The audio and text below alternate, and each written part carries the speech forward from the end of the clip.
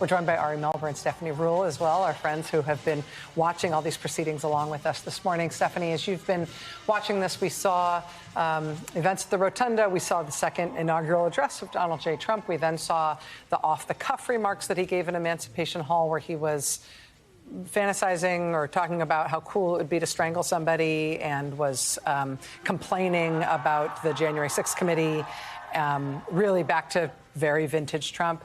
We now see President Biden saying goodbye.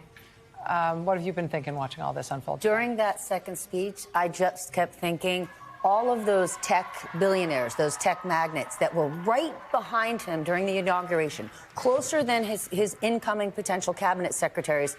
I wonder what they're thinking now, right? Tim Cook, CEO of Apple, who was never a supporter of Donald Trump before, who was there, right? Even Bill Gates, who wasn't there, but in the last week said he met with Donald Trump and was so impressed. I'm wondering what those people were thinking about that second speech that Donald Trump gave. Of course, they weren't there. You know, he was flanked by Steve Scalise and Mike Johnson, who are, of course, going to applaud him. But those CEOs who are not just the richest people in the world, they're not just typical CEOs. They're not running, you know, Halliburton or Exxon or even Walmart. These are the people that run the biggest communications outlets in the world. And that is who Donald Trump is choosing to have closest to him. So what I'm thinking is, what are we actually going to see? What are we going to hear in the next 4 years, given their amount of control and how much they are now, I'm not going to say in his pocket, but very close to this president. And what's dangerous or bad about that in terms of the rest of the country and our democracy? Just pick one thing. Artificial intelligence is going to change almost every element of our daily lives in the next 5 to 10 years. Donald Trump has never had a position on something like this. And now these people who have huge interest, right? Sam Altman was there. Obviously, Elon Musk was there. Jeff Bezos. They are going to have a direct line into this president. And so remember, tomorrow marks 15 years since the Citizens United decision. What we need to pay attention to in the next 4 years, whose interests is this administration working for? Is it the American people? Remember, Donald Trump wants to take control of the Panama Canal because of China control, yet he's welcoming the TikTok CEO and that company back. TikTok, a Chinese-owned company. Ari.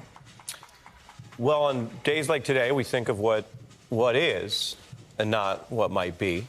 There'll be many days to talk about what might be. I think what is, what we just witnessed, is the return of Donald Trump as much more of the establishment.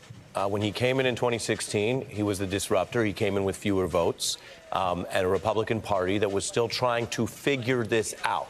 And today, the speech we witnessed, the people attending, who Stephanie was just educating us about, tech and business leaders, this is a swing at the establishment. And so he returns in certain forms as, yes, someone who has been convicted, someone who has been documented for certain activities and malfeasance in our system. That's part of our government system. But he also returns having won more votes and with those business leaders and others. So it doesn't sound like an aberration in the hall where he gave the speech.